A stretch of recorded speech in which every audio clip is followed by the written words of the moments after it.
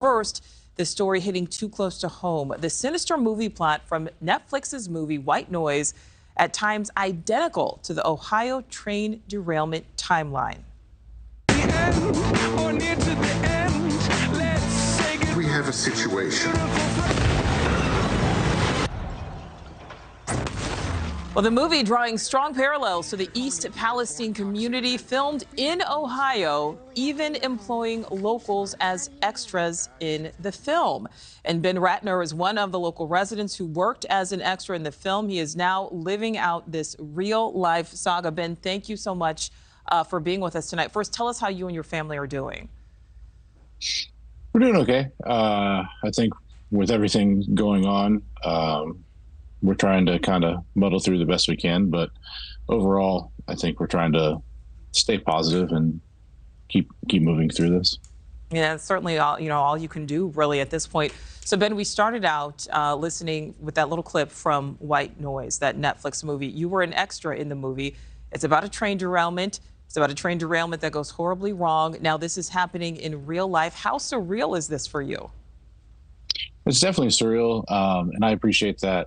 That's kind of gotten my foot in the door with talking about a few things that I think need to be kind of looked into a little bit more as far as the derailment by Norfolk Southern. Besides the massive amount of chemicals that there were that spilled, there was also a huge amount of oil that spilled.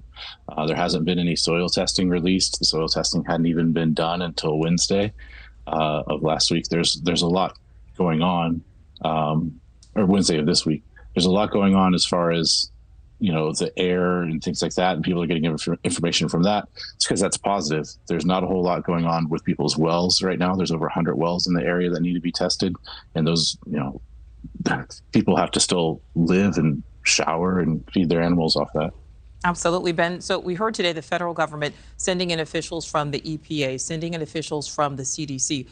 What do you think about the official response so far? I feel like I'm glad that they're here. This did happen on February 3rd. So please let everybody keep that in their mind. It's now getting into 2 weeks since this happened.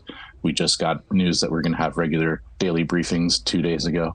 And the EPA, federal EPA, is just now here. A lot of that has to do with our own state realizing the severity of the situation and not kind of trying to brush it aside.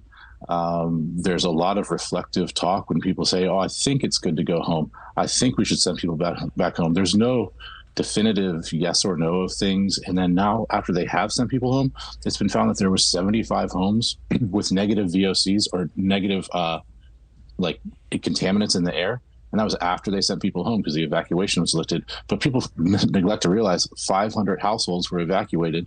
70 households is almost 1/5 of the town. 1/5 of the town had risky levels of VOCs in their homes after they told us to come home. And that's not even including the potential leaching of the oils into our water and the chemicals that are laying on top of the groundwater. People can see the iridescent chemicals. It's insane. It is. And Ben, before we let you go, the governor said just today, this morning, municipal water is safe to drink. The air tests are okay. I want to ask, do you feel safe?